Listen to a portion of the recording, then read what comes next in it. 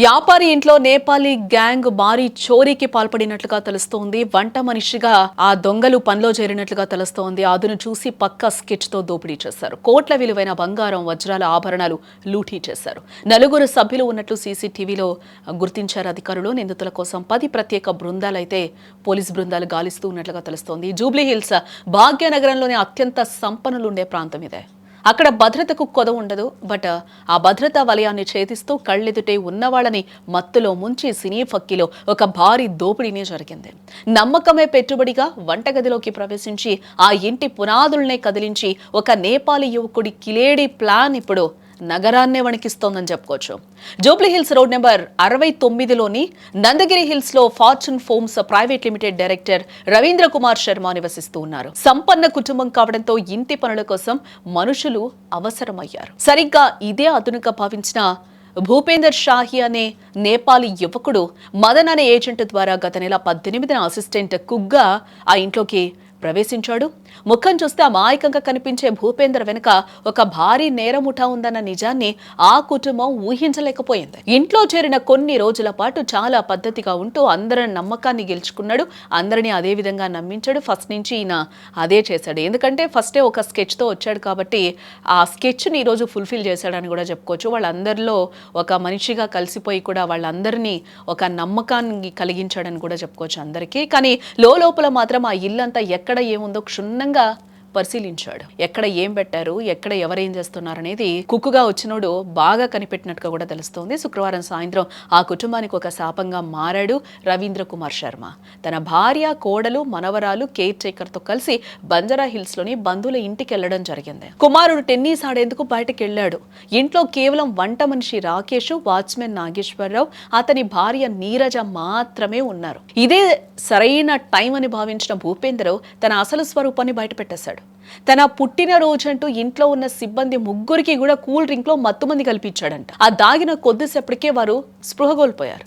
వారు లేవకుండా ఉండేందుకు కాళ్ళు చేతులు తాళ్లతో కట్టేశాడు. సరిగ్గా అదే సమయంలో బయట వేచి ఉన్న మరో 3 నిందితులు లోపలికొచ్చారు. వాళ్ళు ఎప్పుడైతే మత్తులోకి జారుకున్నారో ఆ వెంటనే బయట ఎవరైతే కాపలా కాసుకుని కూర్చున్నారో ఆ 3 దొంగలు, ఆ 3 కూడా ఒక్కసారి ఇంట్లోకి రమ్మని చెప్పి ఎవరైతే కూల్ డ్రింక్ లో ఆ మందు కల్పించాడో వాడు రమ్మన్నాడు, సైగ చేశాడు. వీళ్ళు వెంటనే వెళ్ళడం జరిగింది. వాళ్ళు మత్తులోకి జారుకున్నారు.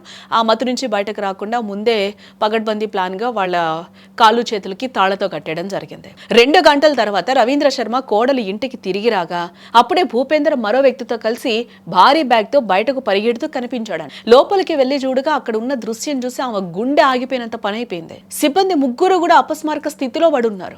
2వ అంతస్తులోని బెడ్రూమ్ కబోర్డ్లు పగలగొట్టున్నాయి. అందులో ఉన్న కోట్ల విలువైన బంగారం ఆభరణాలు, వజ్రాల బాక్సులు ఒక్కసారిగా మాయమైపోయాయి.